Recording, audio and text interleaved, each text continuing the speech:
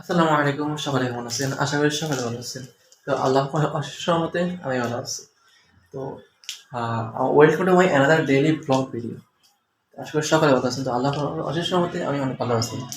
২ বার intro দিয়ে ফেলেছি, কেউ কিছু মনে করবেন না, এটা ইমিডিয়েটলি ভুল হতে পারে। তো এখন হচ্ছে দুপুরবেলা। আমার কোনো কালো দেখা যাচ্ছে, আমি যতটুকু জানি। দুপুরবেলা এটা আমার সামনে স্কুল মাঠ, এটা স্কুল মাঠ। এখানে অনেক রোদ পড়তেছে, আপনারা বুঝতে পারতেছেন। ২টা চকলেট নিয়েছি আর কিছু, এটা কি বলতে আঙ্কুর। আঙ্কুর খাবো, অনেক ভালো লাগতেছে। কালকে মেল থেকে আনছিলাম সরকারে। আপনাদের একটা ইন্টারেস্টিং বিষয় দেখেন, সেটা হচ্ছে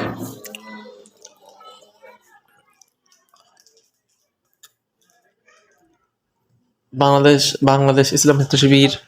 হে তরুণ, বাংলাদেশ ইসলাম ছাত্র শিবিরে তোমায় স্বাগতম। অনেক সুন্দর একটা ব্যাগ চাপিয়েছে আবার। এবার আমার খুব ভালো লাগে, আমি এটা পরীক্ষার সময় নিই একটা দাওয়াতি কাজ করার জন্য নিই। সুন্দর লাগে, এটা ভালো লাগে আমার থেকে। তবে আমার কিছু দাওয়াতি কাজে কিছু আছে বদলা।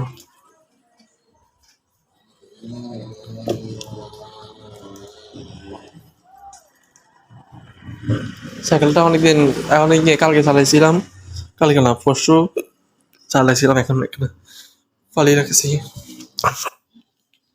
তালা মানে ফালিয়ে রাখছি। আসিফ আসিফ গেলে একটু বের হবো, ঠিক উঠছে।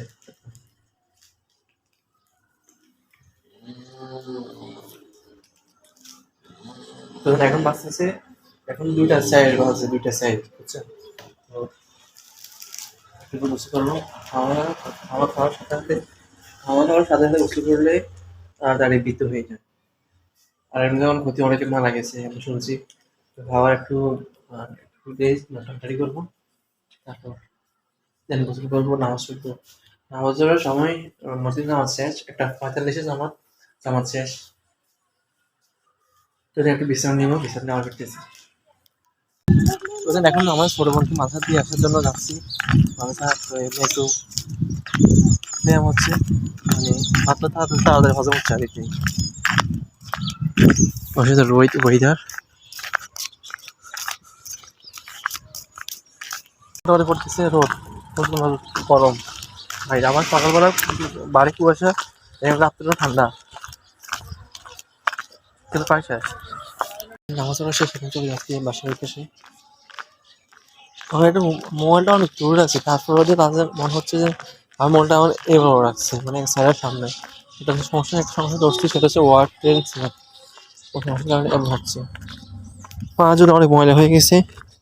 শরীরকে আসার পর থেকে একবার পা জুতা কিছু দেওয়া হয়নি, ওই ক্লাস ছেড়ে যাবে।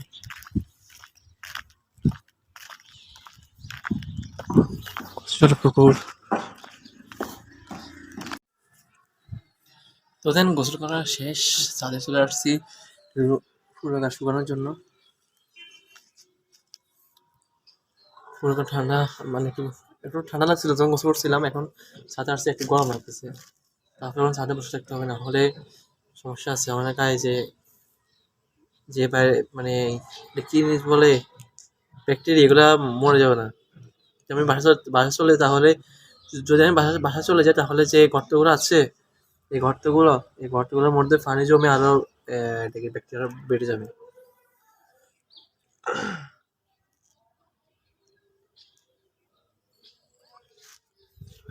রোদের তেজ।